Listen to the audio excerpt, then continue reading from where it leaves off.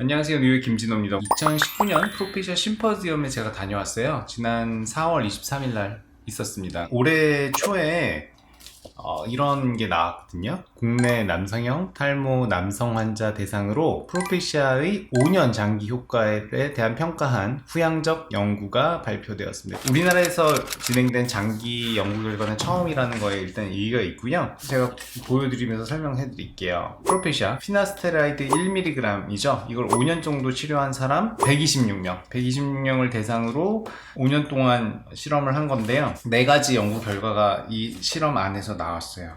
연구 결과 하나, 탈모가 진행되지 않은 환자는 98.4%, 그리고 탈모 개선을 보인 사람은 85.7%. 탈모가 진행되지 않은 것도 어쨌든 탈모가 치료되는 거라고 제가 다른 영상에서 설명드렸죠. 무조건 머리가 나는 것만 효과가 아니라 유지되거나 덜 빠지게 하는 것도 효과다. 그래서 그런 탈모가 진행되지 않은 사람이 98.4%, 그리고 개선이 된 사람이 85.7%였습니다.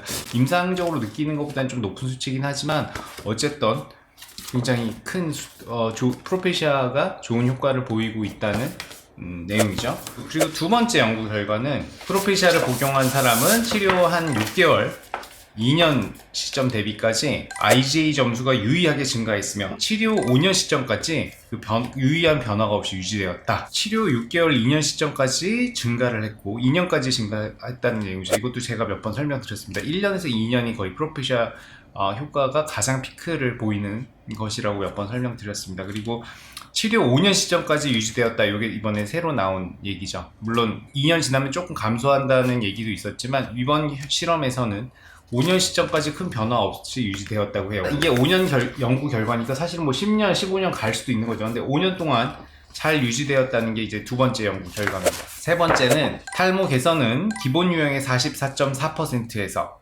특정 유형 중에서 F형이 61.2%, V형이 89.7%에서 나타났습니다.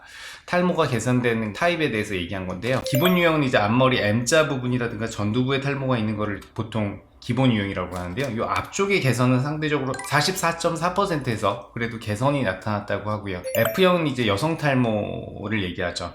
전반적인 머리 숱이 특히 위쪽, 정수리 쪽. V타입은 완전히 정수리 쪽에 탈모를 얘기하는 건데 여성형 탈모 타입에서는 61.2%가 개선이 일어났고 V형 정수리 타입에서는 89.7%가 개선이 나타났다고 해요. 그리고 마지막 연구 결과 네 번째, 기본 유형에서는 탈모 진행이 관찰되지 않았다. 프로페시아 복용 후에 가장 높은 탈모 개선을 보인 환자 중에서 V형, 정수리형이죠. 10.3%, 그리고 F형, 여성형 전체적인 탈모가 있는 16.2%에서 환자에선 탈모 진행이 됐는데 제일 많은 M자 탈모, 앞머리 탈모 이런 기본 유형에서는 탈모 진행이 없었다는 거죠. 더 좋은 거죠. 좋은 내용입니다. 그래서 연구의 결론은 여기서 연구 결론까지 잘 내주셨어요. 프로페시아는 국내 남성형 탈모 환자에서 최소 5년간 지속 가능한 효과를 보여주었습니다. 연구가 더 길어졌으면 더 길게 효과가 나타날 수 있었을 것 같아요. 그리고 첫 임상적 개선과 지속 가능성을 확인할 수 있는 정확한 시점은 탈모의 유형에 따라 달랐습니다. 임상적 개선이라든가 지속 가능성, 얼마나 효과가 계속 유지되는지는 정수리 타입, 여성형 타입, 그리고 기본적인 남성형 탈모 타입에서 전부 달랐다는 얘기죠. 그 외에도 또 심포지움에서 있었던 얘기는 몇 가지 드릴게요. 이 연구에서는 탈모가 개선된 것만 의미를 둔 게 아니고 탈모가 진행되지 않은 것에도 의미를 뒀고요.